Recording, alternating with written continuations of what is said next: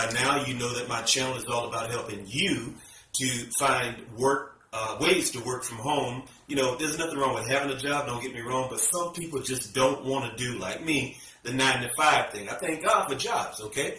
But that may not be something you want to do, and that's what my channel is all about. Now, this particular video I created today because a friend of mine called me earlier, and she said that she wanted to know she wanted some how-tos on how to create a fundraiser on Facebook. So that's what this video is, all right? So if you're looking to do a little fundraising, you want to do it through via Facebook, and not have to have your people redirected to another website because that was their goal. I'm going to show you how to do that. Just watch this video. And also watch the next video as well. And please subscribe to the channel if you are getting something out of it, or if you find out that there's some people that you want to pass the video on to as well. Okay, so I'm saying like and share. Thank you. People raise hundreds of millions of dollars every year to help someone or something that means a lot to them. And I'm going to walk you through in this video how you can easily set up a fundraising page for your favourite charity right here on Facebook. Here we go. Okay, so here's the page, facebook.com/fundraisers. You could simply enter that. Or you can go to your drop down, and under the options there you've got Create Fundraiser. And it walks you through the steps. So basically you say get started, say who you're raising the money for. Typically you'd select a established charity. Allows you to search through, or you can select any of the ones provided in the list. So you might want to contact your charity and make sure they've registered with Facebook. I'm going to choose this one. You can select the amount you're targeting. So let's say £100. You can set the time it's going to run for. And then you can talk about milestones in the countdown to it. And then you've got a title, which you can edit, and the reason you're raising the money. And then once you're ready, it's picked a photo based on the information from the charity. So that's straightforward, and that will go onto the top of the page. So you can upload your own picture as well. And that's it. Essentially, we've got the page published now. My first tip for you when it comes to promoting your fundraiser on Facebook is to be personal, not spammy. What do I mean by spammy? I mean saying, hey, we got this great fundraiser out there, will you donate to it? Or hey, we got a great fundraiser out there, go and check it out. Facebook is used to share messages when it comes to your family and friends, for people that care about that. They don't want to hear you begging or pleading for money, if you will. So one of the things that you can do to sound a little bit more personal is to share a story. That story could be related to your life, maybe why it is you need this money, or why it is that you're so passionate about this, or it could be sharing the story of the demographic that you're trying to help. If you're a nonprofit out there, sharing one of the success stories of the people that you've helped is a surefire way to capitalize on someone's attention. Other stuff you can do, just talking one-on-one, talking about your emotions, how excited you are about this fundraiser, what this means to you. Talk about your emotions, make it a little bit more personal, and that's a great way to stand out more on Facebook. Another tip for promoting your Facebook fundraiser is to use images, not just links.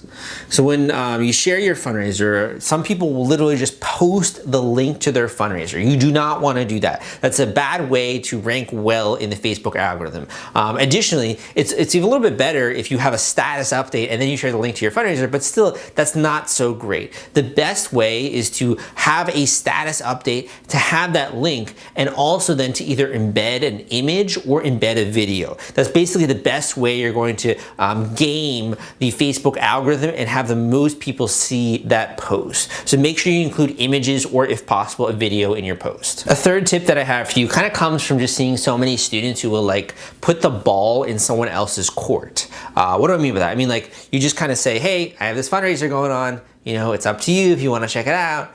The problem with that is, like, sales only happens, someone only takes action when there's a little bit of anxiety involved and a little bit of stress. You have to directly ask someone a question. That could be via like direct message or just posting, but you have to say, would you be willing to support this? Or do you care about this? Or are you going to make a change? By asking a question, it invites an answer. So my third tip for you here is to ask direct questions.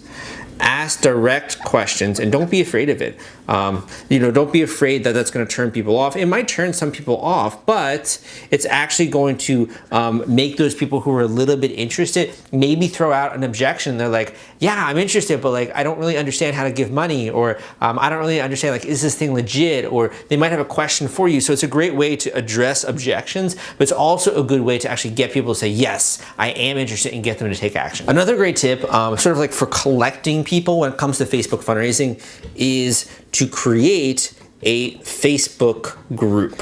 And I've been seeing more and more nonprofits actually use this strategy of starting a Facebook group and adding people that are in some way interested in the cause or in helping that cause or helping that demographic of people. So you can create a Facebook group, and you can also kind of have like this mini media landscape where you can share videos, you can share photos, you can tell stories in that group, you can create some engagement, and other people will see that other people are also supporting your charity or supporting your nonprofit. So it's a great way to create some social proof as well. When promoting your Facebook fundraiser, I'd have to say that of all the things in the last few years, Instagram and Facebook Lives have become huge, man.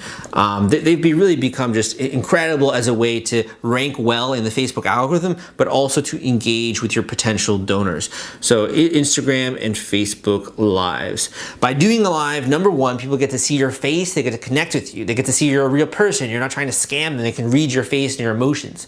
Number two, they see how passionate you are about this cause, that energy to kind of vibe off of it. They're allowed to ask questions, they can leave comments, they can like it. Lives are great for actually reaching more people via the Facebook algorithm, but also as a way to engage and build rapport and warm people up to actually giving money to you. Along with lives, we talk about some of the different strategies here, but one of the ones that's kind of like a bread and butter strategy that's super effective and it's really overlooked is just direct messaging. And by direct messaging, I mean sending someone a message on Messenger. Number one, it sort of gathers their attention much more forcefully than if you're just doing like a general status update. So they know you're specifically sending that message to them, and you can obviously see if they read it or not.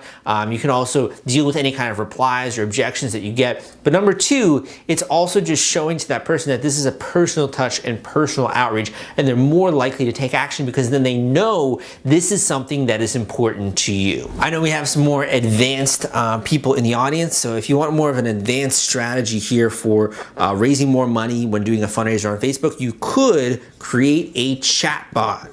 A chatbot for your business page, or an autoresponder chatbot that basically will send people helpful content, will warm them up to your nonprofit or your organization. Or it could be a chatbot just related to answering common questions that you get of people, of new donors that are basically joining the fold. So this is an easy way, kind of like an autoresponder email sequence. Instead, you would create a chatbot, and there are a lot of ways out there now to do it, even if you're not necessarily that technically savvy. The whole goal of every strategy that I recommend to my clients is that you create social proof, and you do this in many different ways. Social proof is just basically showing people that you're not just like one organization and no one cares about you, but a lot of people are interested, that there's popularity happening here. And oftentimes it's true, it's just people forget to show it. So my next tip in terms of social proof, number one, if you have a crowdfunding street team or you have a group of people that are helping you out with this fundraiser, you can get them to like the Facebook updates that you do that are crucial. You can get them to comment, you can get them to share.